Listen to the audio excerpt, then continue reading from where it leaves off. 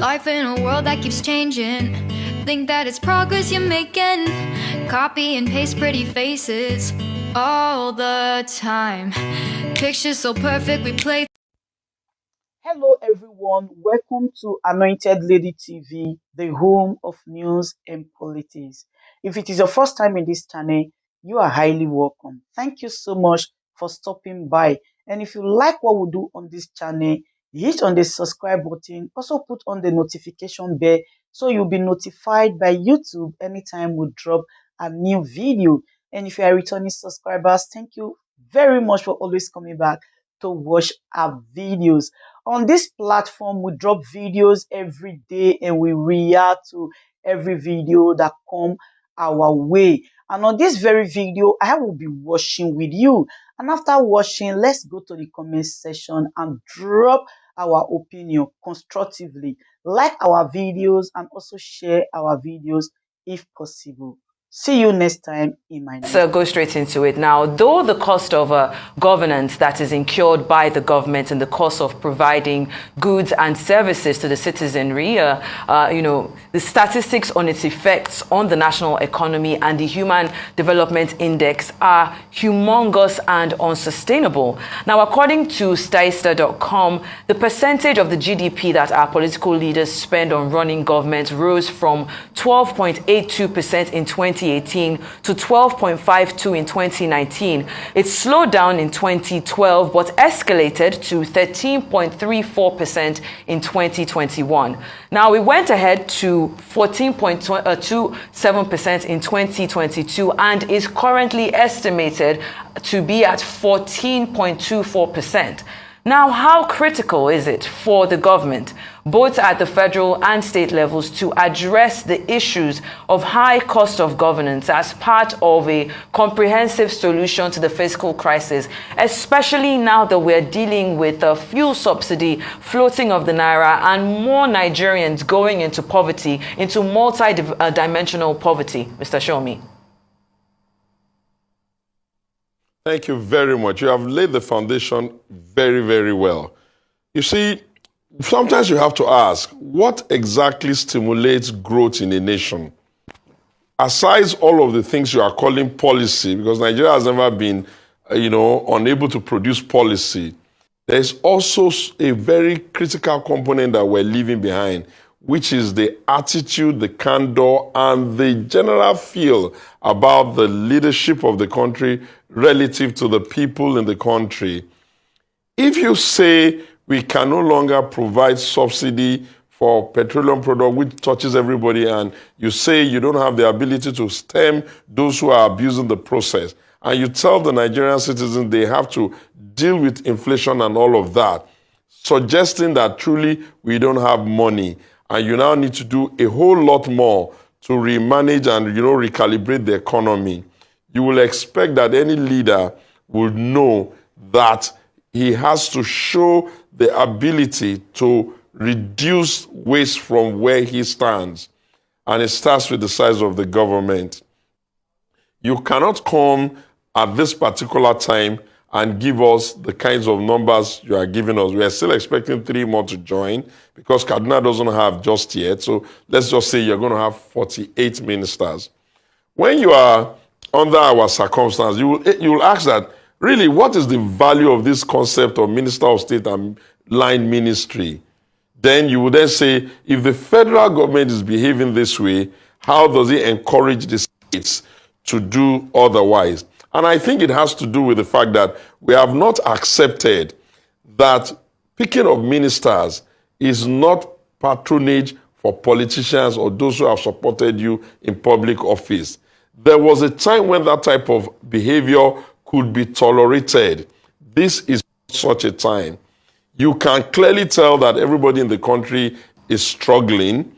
You are even demonstrating that you recognize that struggle, albeit you are putting forward a very unfortunate concept of palliative delivery and what constitutes support. And at the same time, you're putting together these kinds of government. It's too expensive. We're not at that stage now. We need all of the trimming and the tightening of the belts everywhere. and you can't do it that way and then expect that you can, inspire your governors. So there is no simpler way. I'm telling you for free, that statistics you even reeled out, however reliable it is, does not fully capture the total cost of that government. You have the huge infrastructure for the legislature, the Senate, and the rep that we have by camera, and what that entails. You have the federal government now and all this agency. Forgetting we have the Orosai report, which is telling us we can reduce the size of government, and it becomes more painfully unacceptable for a President Bola Tinubu, and I'll tell you why. For decades, the conversation in the part of the country where it has come from is restructuring and deregulating and putting more powers to the zones. And I have also known that a lot of people who have worked around the president, either as president or vice president, always tell you that the power at the center is too much and probably unwieldy. Why would you come at a time when you are inheriting a government that is from your party, where yourself and your government of APC created the mess, and now you are coming to shove it in our face as though everybody must scale down, but you in the national, you must scale up. That cannot be right, that cannot be correct, and you will not be showing the right attitude and the right reason for the Nigerians to empathize with his government and, have hope with his government. You've been elected since February. You're putting your government, your ministers together now. There's nothing that says in the law that you have to wait until the very last day before you bring up your ministers. And you don't have to then bring people that all of us within the Nigerian space can tell you, really, we can't find somebody else but this one. We can't find somebody else but this one. We can't find somebody else but this one. And you cannot have an economy that is slightly pinching the populace. And then you start to encourage your ministers to speak over the heads of the people they want to serve in a bully, garrulous, I'm going to do this, we are going to do... No. You are going to lose the citizen that way. And even if the citizens are helpless, because election has come and gone, you are going to ensure that you cannot give them the gusto and the hope and the passion that you need that can drive their patriotism. The people cannot be in a recession sort of, or be in an austerity measure better put, and the government will be in a largesse of everything goes, we can do it anyhow we like, we can be same or same. The overfed members of the society are still the same one you insist are the best and the brainiest and the cleverest and the most capable in a nation that is not, having a drought of human resource either at home or in the diaspora. So it's too big. It's not a reflection of where we are now. And one would have expected a whole lot more, especially from him. Indeed, Mr. Showumi. Now, the United States, with a large economy and population, has 15 cabinet secretaries or ministers and a streamlined federal structure despite its huge size. So why can't Nigeria replicate same? And since we're also borrowing from the federal government structure, and where is the place of the federal character status in all of these permutations, you think? Today is a beautiful day on Arise. I've always loved you guys. Well done for that. You see, what other serious-minded nations do is that they reduce the administrative heads and probably expand the, institutions under them. They create the type of institution that can build and move the economy, but they ensure that the control and the levers that will help you to manage it is not too large. The American government is by no means small because they have a lot of agencies, institutions that are doing incredible things, but they make sure that you don't come to a cabinet with 42 people who will probably just be unable to contribute serious conversations to the argument on the table. The vast majority of them will not even see you. You will have a situation where memos are piled up in front of your administrative back end, and people will then create another cabal. Some people will be favorites of a 48-member committee to think about how to get Nigeria out of the mess. How does that even make sense? How does it even reflect that you understand what federal character is? Federal character says you should have at least one per state. I think it's time for us to even figure out what to do with that. That should give you 37. And if you stay on that 37, we can at least say that you were restrained by the law. What would be your excuse for being on 48? And then to make it much more difficult to accept that you are following anything that is equitable, we have seen that some zones got more than some other zones. A state like mine, Ogun, yeah, okay, thank you, you gave us like 3. We're getting 3, whereas a whole zone like the Southeast is getting 5. So technically what you're saying to us with your attitude is that if the Federal Character Commission if the Constitution did not say take 1 per state, probably you would have come up with a cabinet and the Southeast would not even get 1. Because while the others get 10 and why are they getting 5? And I'm not trying to, play to the gallery or anything like that. I'm just saying that you have no right to make the cabinet this big when you are telling us you need to trim down. And don't forget, with every cabinet member, you're going to find accommodation. You're going to find vehicle. You're going to find aids. You're going to find furniture allowance. Some of these people are going to even be drawing double pension. And then the one that makes it exactly hard is that you have gone into the legislature, men that have already won elections and have been sworn in. You have pulled them out of the legislature. You have pulled them into the executive. You have not bothered to ask yourself, who is going to pay for the cost of another election to replace them? And if you can say you can fund your ruling party, who's going to bear the burden on behalf of the opposition party? We have 18 political parties. All 18 of them have to find another way to do an election in Surulere, where Gbaja comes from. They have to do another one where Umai come from. They have to do another one where all of the people that chose to be legislators come from. Are you saying that in all of those places where you pick those men and maybe women, you can't find anybody in this country that could have allowed you to let them be their legislator and let us find people that can be in cabinet? I think our selection philosophy, especially his own, which is, I'm going to set up a cabinet in a manner to reward people that I think have played one role or the other in politics, or I'm going to set up the cabinet having another next election in mind, instead of just giving us something lean, giving us something, agile, and giving us something that we can say, okay, we're creating a new set of leaders. Why should we be repeating the same people? Okay, I've seen a few young people there. I'll be eager to see how those ones behave, and I'll be praying to God that those ones represent another generation and another style of things, but I am not impressed with the same of same that he has put there. Okay, Mr. Shomi, there's a train of thoughts that strengthening public financial management reforms at both federal and state levels might be the answer. Now, how might enforcing the Fiscal Responsibility Act, the medium-term expenditure framework, and the Treasury single account help enhance fiscal discipline, accountability, and transparency in Nigeria's government operations? Bless you. If there be one phrase or one adjective that one could use to answer all of this, because we have not seen the impact from the time that the APC government have been running it since 2015, is that we have become a nation of zero accountability and zero consequence. You cannot run an African economy as robust as Nigeria in a manner that seeks to suggest that people can do whatever they like when they have this responsibility and there will be zero consequence for them. The guiltiest of them all are the subnational headsmen, governors. It's too difficult to explain how we can be in a nation where people will come in and say they want to govern. I wanted to govern in Ogun.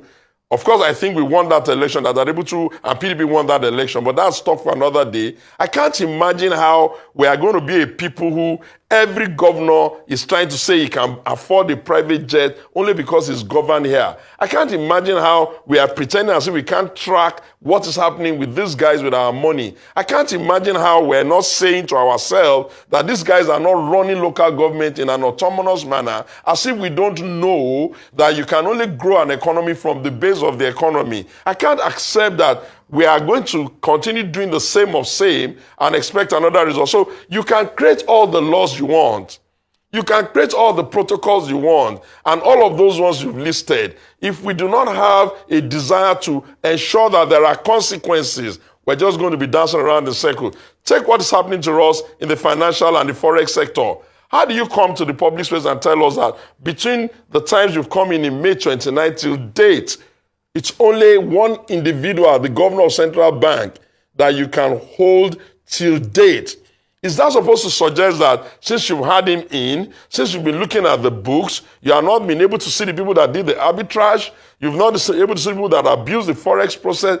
You don't have, the Bola Tinubu government is not indicating the, the belief or the perception that they have the courage or the gravitas to review the government that they were a part of in APC that got us into this mess. How did they open the CBN books now of the acting governor, telling us the kinds of things he's telling us relative to the fact that some guy was CBN governor without approval, went abroad to borrow money from money banks, pledged our resources on it, brought the money, and then in the books of the bank, they wrote a certain amount, and when now they've done the audits, we don't have that kind of, we don't have that resources, so they cook the books.